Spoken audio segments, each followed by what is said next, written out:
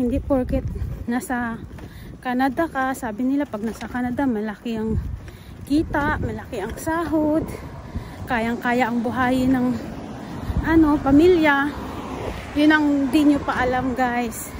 Kasi dito sa Canada, dito, naglit lang ha. Mamaya ko na ikwento, guys. Nandyan si Lulong.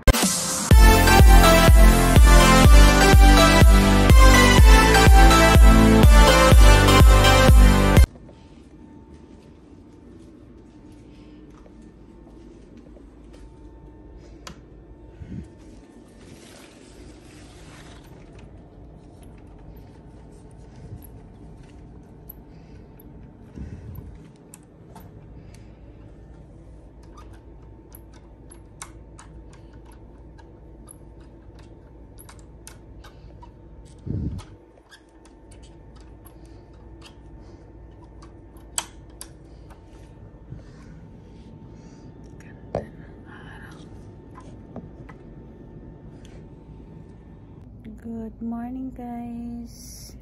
Today is Friday, so kailangan natin na i-prepare yung ating recycle at ating mga garbage kasi dadaan yung magko-kolekta ng garbage. Time check dito sa Canada is 6:30 in the morning. So medyo maaga tayong nagising ngayon kasi na naman tayo, magkalkal basura. Oh, 'di ba?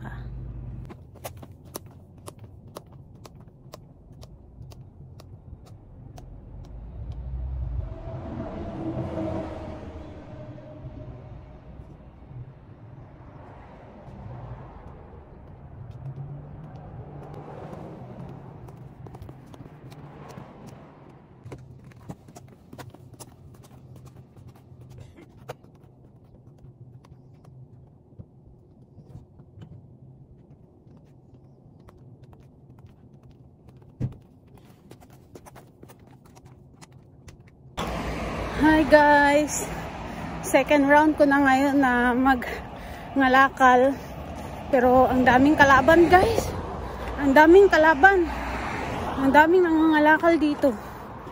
Yung iba mga matatagal na, sabi ng isa doon 4 years na, kaya ayaw na akong pumunta sa area niya. Dito ako sa kabilang area. Oh my god, meron doon na napakalaking nangangalakal na ang dala niya ay drum. Drum na malaki yung dala-dala niya. Hila-hila niya, tulak-tulak niya ang laking drum. Natawa talaga ako. Ay, natawa talaga. Kaya masasabi ko talaga, mahalaga talaga dito sa abroad yung kalakal kasi pinag-aawayan. Pinag-aawayan yung mga lata, empty bottle, water. Tatawa talaga ako. Hindi ako ngayon nangolekta ng hindi ako ngayon, guys, nangolekta ng empty galon ng milk kasi bulky kasi siya pag ilagay ko sa pag ilagay sa plastic, bulky. Tsaka meron pa naman ako doon na 2 sako. So bali 60 pieces. Kaya hindi na muna ako mangalakal ng mga empty galon. Mga empty can lang muna ating kolektahin. Kanina doon ako sa kabilang area. Tatawa ako doon. Nandun na naman si Tanding. Si Lolo. Hindi naman siya totaling matanda. Tatawa talaga ako. Sabi niya sa akin, guys,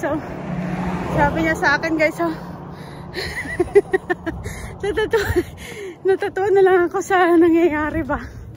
Kaya ngayon ito, nung tabalik ulit ako dun sa hanap na lang ako ng ibang area. Kasi itong area marami na dito mga nangangalakal. Ewan ko kung kabayan yung isa kanina na yun, yung drum na ang dala niya. Hindi ko na videohan kanina yun.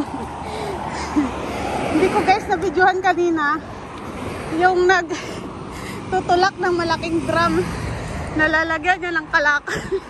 Hindi ko nakuhaan ng video kasi natatawa na ako. Ay, Diyos ko. Nakakatuwa talaga. So ngayon itong ano, kalsada paakyat. So kailangan kong maglakad. Yan o. Yan. Yan. Yan yung mga empty recycle na container. Diyan mo i-check kung merong mga empty ka. Kailangan. Marami talaga ngayon na araw na yun na nagre-recycle na kung namumulot ng mga empty. So, hindi na tayo makipag-agawan sa kanila kasi mas kailangan nila ng pera. So, magparaya na lang muna tayo, guys. Paraya muna tayo.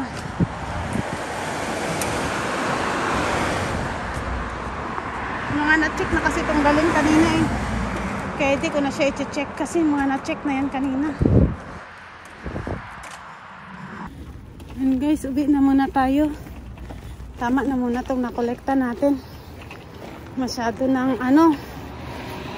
marami ang nangongolekta ngayon. Kaya umuwi na lang muna tayo. Tama na itong nakolekta ko muna. Yan, mag-bike muna tayo pa uwi. Ayan yung kolekta, may itim na sako na rin ako. So tama na muna ito ating kolektahin.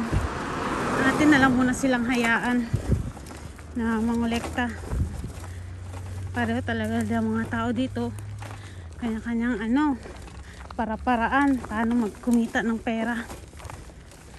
Mga nagtatanong pala sa sa aking vlog, may nag-comment doon na may mga homeless din pala daw dito sa Canada. Sagot ko guys, yes, marami.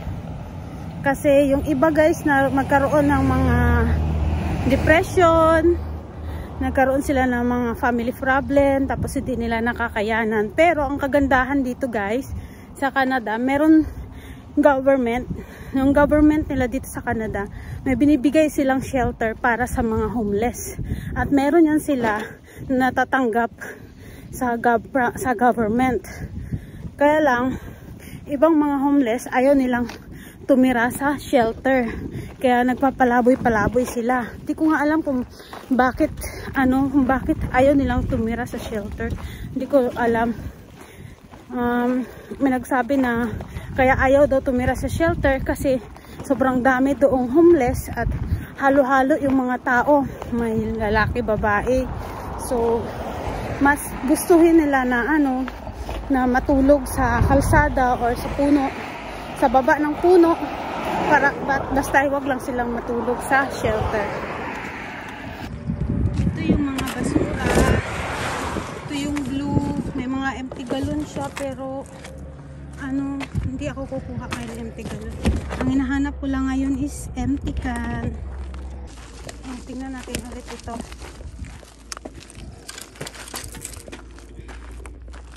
Ito. So, walang empty can. Empty gulf. Wala. Walang empty can. So, wala guys. Ayun. Sabi nga nila, wag mo daw kaawaan yung mga homeless dito sa Canada kasi meron yan sila guys na shelter dito sa side ng Mission. Meron ditong isang hotel. Meron ditong isang hotel na clinose na siya guys ng clinose na siya guys ng wait lang, tawid tayo. Clinose na siya guys ng government. Doon nag-i-stay yung mga homeless.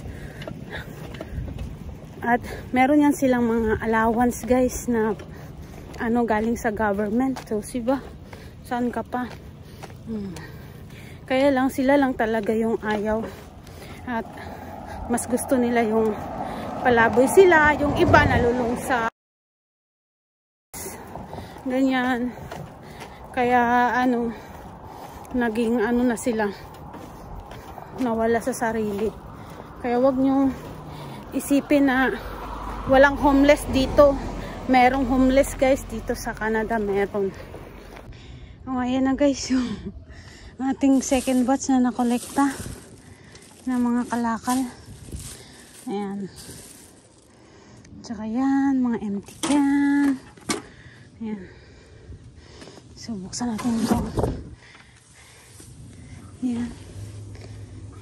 Tingnan mo yung mga empty can ko nagkalat na yung yan ng kanina kong kolekta. Kanina yan eh. Ayan.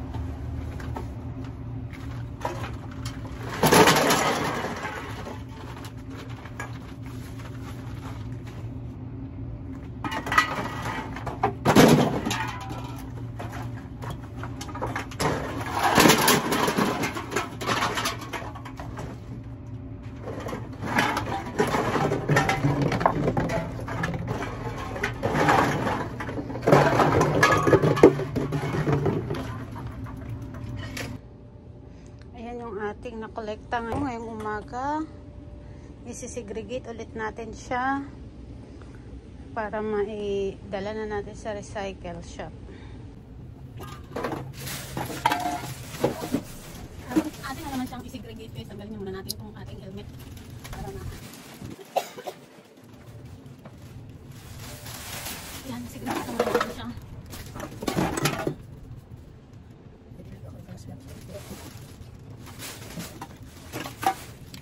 May extra na dumaan. Hinahanap natin yung alcohol. Kasi yung ating palengke, ano yung alcohol? I-segregate natin guys yung alcohol. Alcohol to. I-segregate natin kasi para pagdating doon sa recycle is maano siya, hindi na tayo mahirapan sa segregate. Magpili-pili. May nakalagay alcohol. Kung wala naman nakalagay alcohol.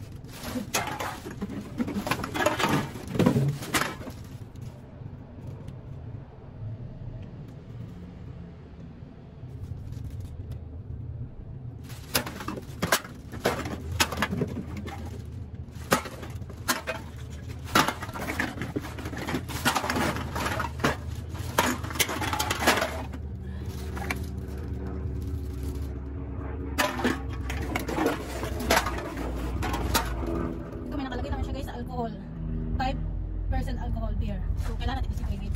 Kasi 7 cents yung alcohol eh.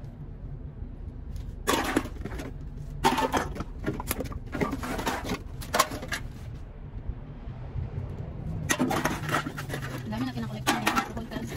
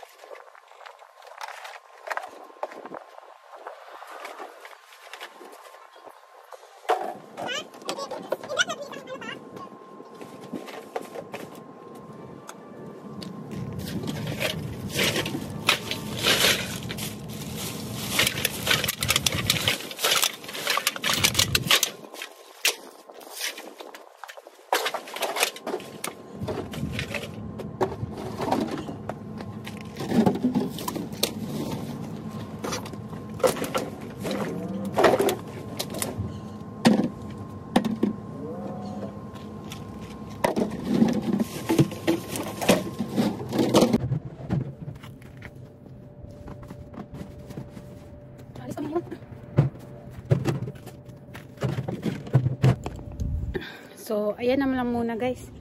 Tapos na ako mag-segregate. Dadalhin na namin ito sa recycle shop sa Bottle Depot.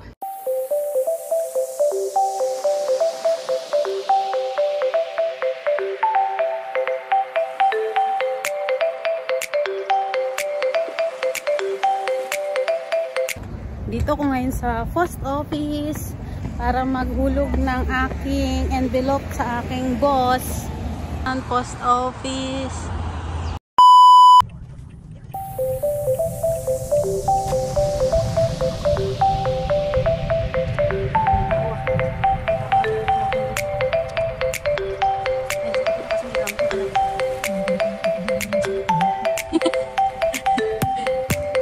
Ayan na yung ating mga can na ano na natin to.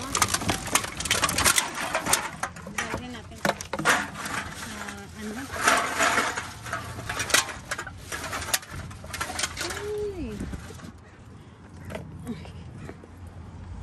Mamaya na lang ulit mag-vlog tayo mamaya.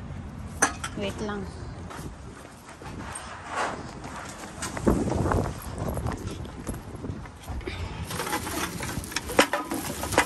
So ito.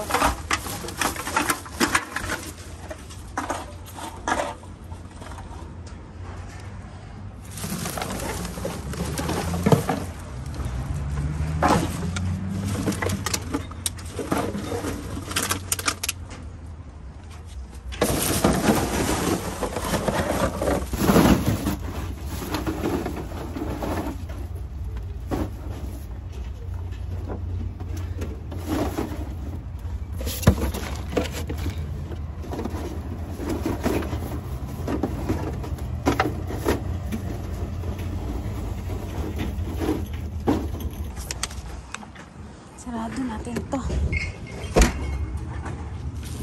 Dali natin sa loob.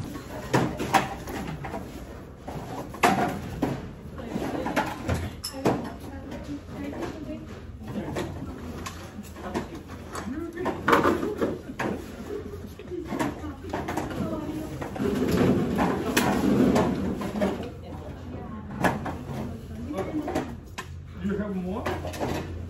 Okay. Your money.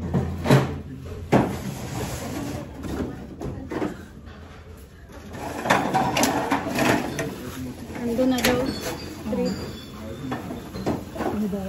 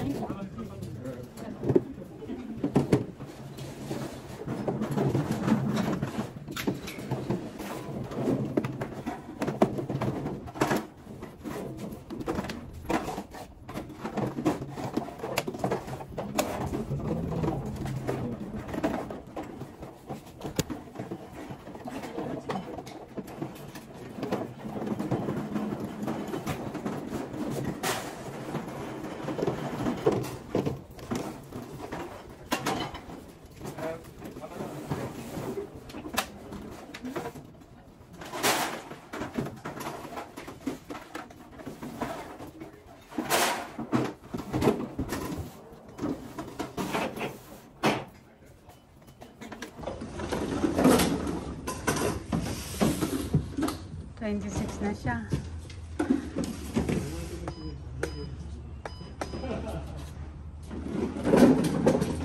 Okay, 27.58 tayo ngayon, guys.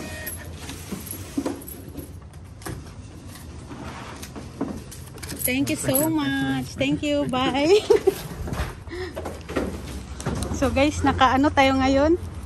27.58. Oh, saan ka pa? Wait lang ha, tapon ko yung garbage.